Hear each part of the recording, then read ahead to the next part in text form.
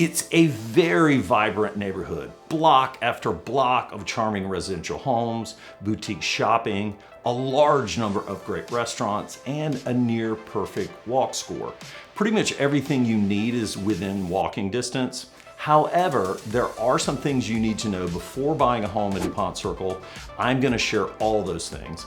Along the way, I'm gonna reveal some hidden gems, and if you stay to the end, I'm gonna tell a unique story that even most locals don't know. It's the biggest myth in the city, and the truth can be found here in Dupont Circle. We're gonna get after it right now.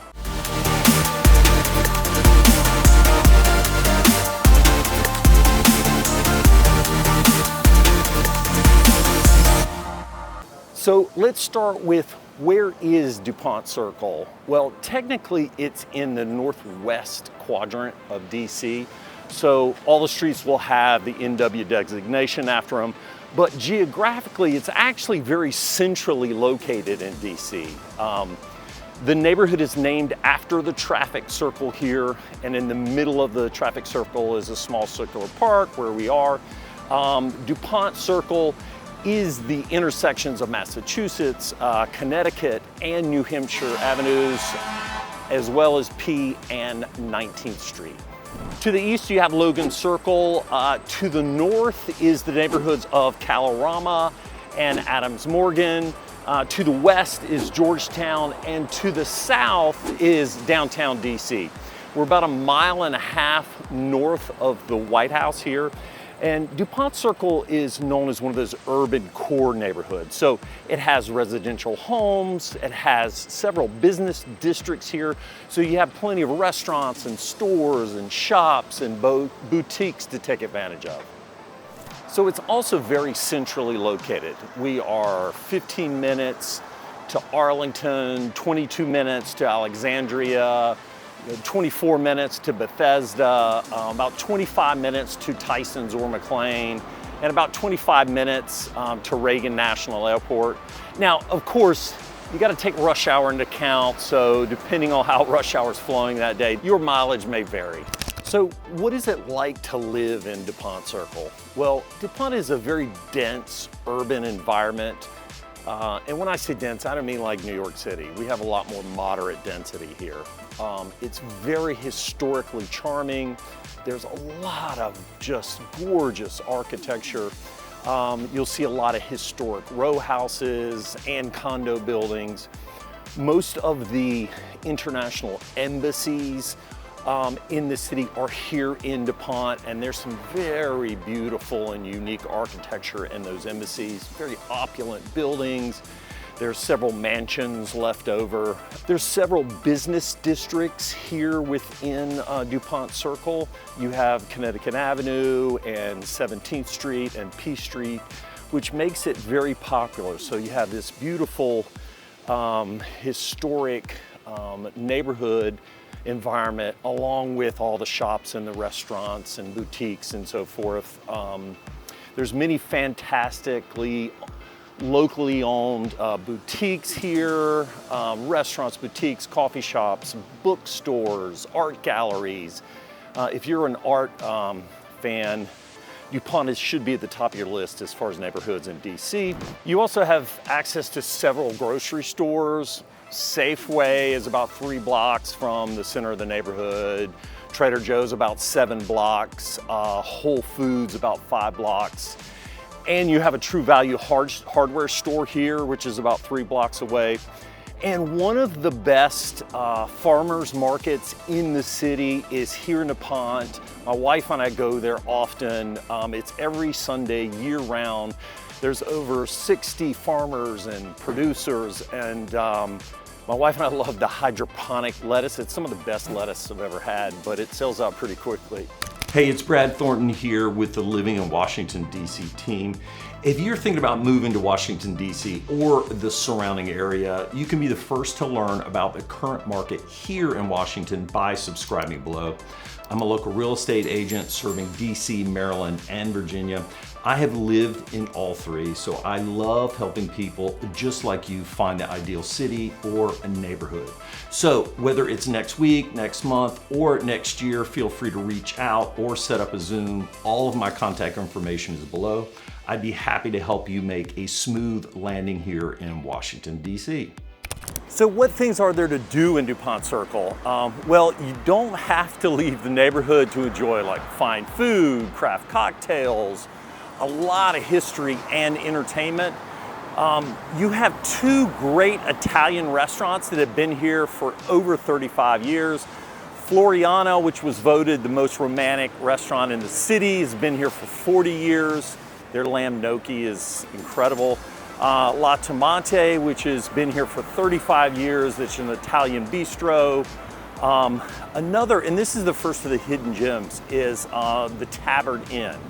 So the Tavern Inn is a 102-year-old Victorian inn and restaurant. They have a really cozy old lounge, amazing cocktails and food. There's also Annie's Paramount Steakhouse here in DuPont. They have been awarded a James Beard Award for culinary arts. Then you have one of my favorites, which is Hank's Oyster Bar. They have some of the best seafood and craft cocktails around. They have amazing lobster rolls. And another hidden gem is their secret garden. So if you go upstairs to the back bar and go out the back door, there's a nice little secret patio, a secret garden where they serve cocktails and food.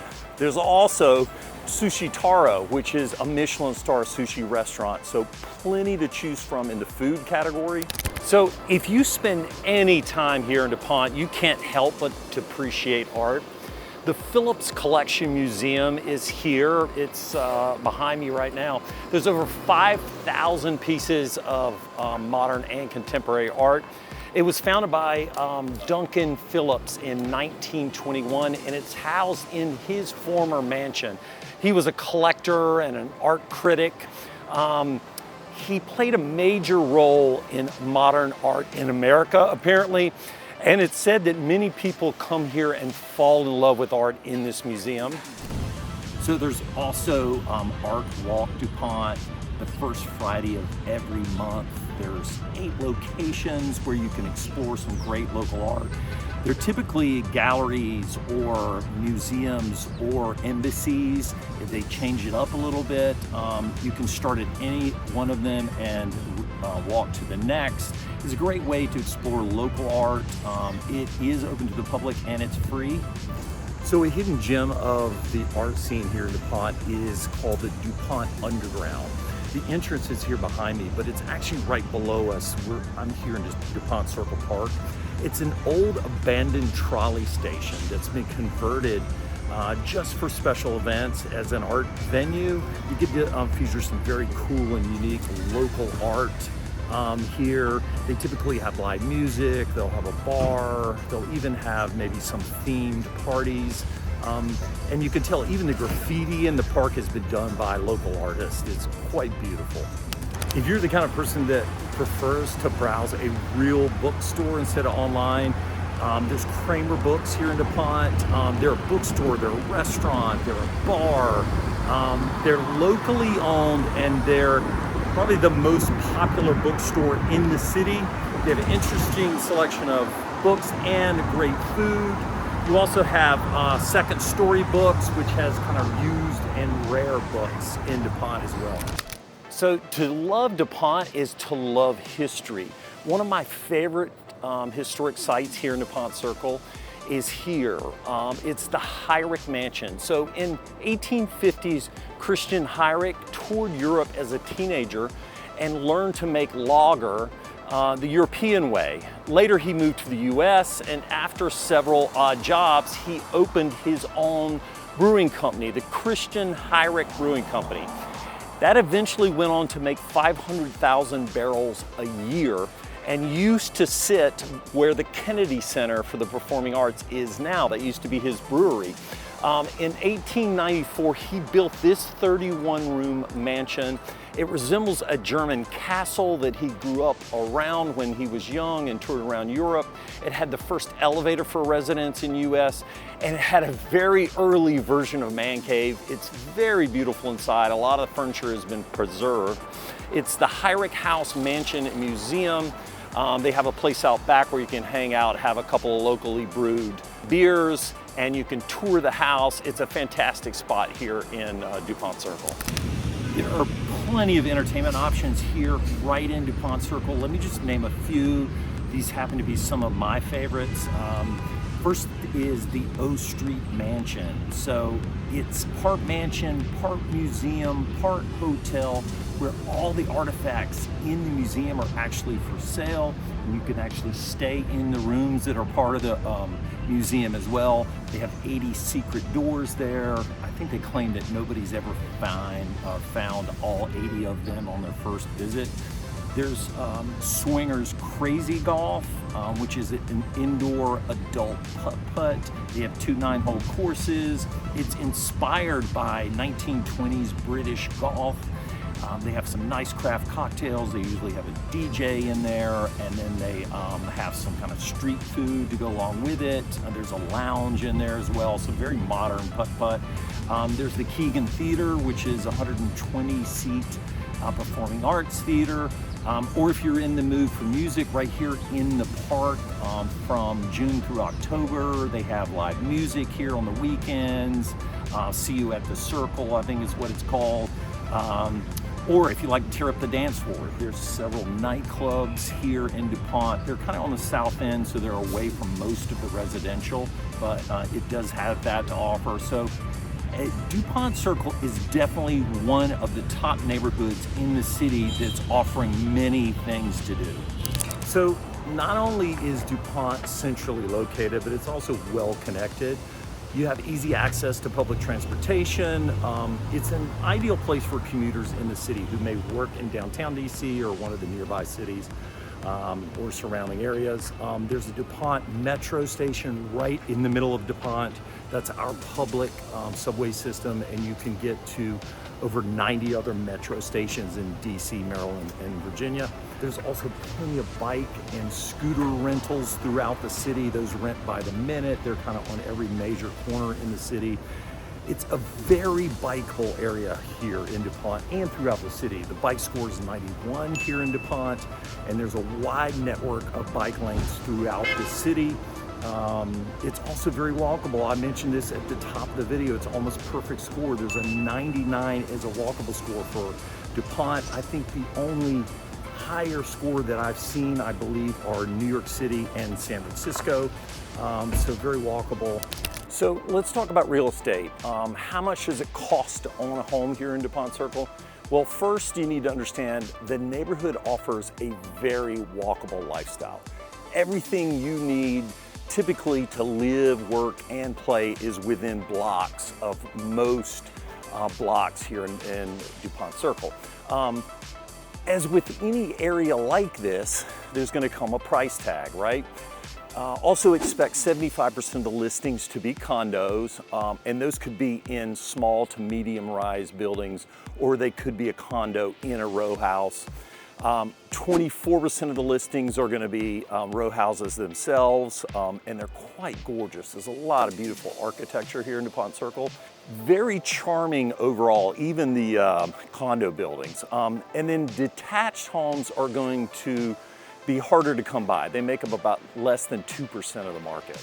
So if you're in the market for a 2-bedroom, expect to find either condo in a small or mid-rise condo building, or in a Victorian row house. Those can range from $625,000 to $1.1 million. The average is right around $745,000 as of now. If you're looking for a 3-bedroom, most of those are going to be in a row house or townhouse. Expect to find low or no condo fees. The average for a 3-bedroom is $1.5 million, and it can range from 1.1 to 2.4 million. For a 4-bedroom, expect to pay a range of 1.4 to 2+ million.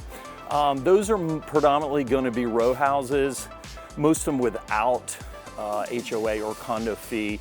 And on average, a 4-bedroom can go in about 1.6, 1.7 range. For a 5-bedroom, expect to pay 1.6 to over 4 million.